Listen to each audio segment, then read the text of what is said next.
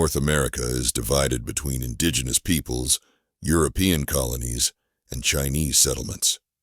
South America is predominantly Chinese, with European coastal enclaves.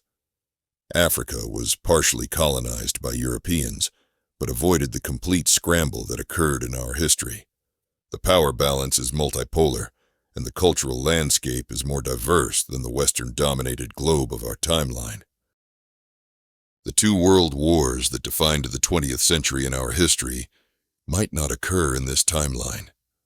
The specific conditions that led to those conflicts, the alliance systems in Europe, the colonial rivalries, the rise of Germany, all developed from circumstances that would be different here. But other great power conflicts certainly occur. Chinese-European wars over colonial territories, civil wars within Chinese America between different factions, conflicts between indigenous American peoples and colonizers.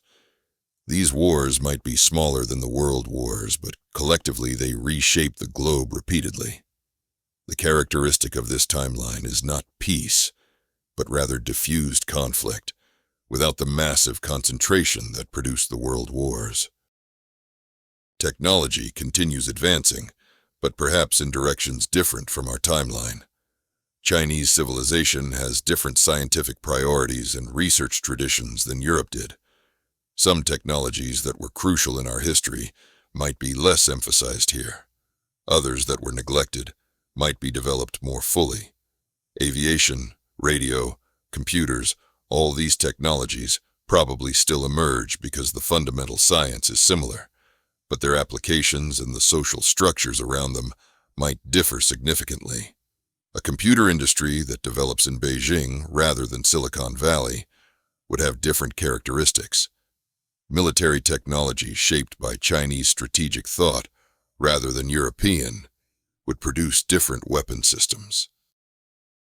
The question of nuclear weapons looms over this alternate 20th century, just as it did over ours. The physics that enables nuclear fission is universal, and any sufficiently advanced civilization will discover it. Whether Chinese America develops nuclear weapons independently, or whether China, Europe, and Chinese America all develop them, creates different strategic situations. A three-way nuclear standoff is more complex and possibly less stable than the two-way Cold War that dominated our history. The calculations about deterrence and first strikes become vastly more complicated, with three major powers all capable of destroying each other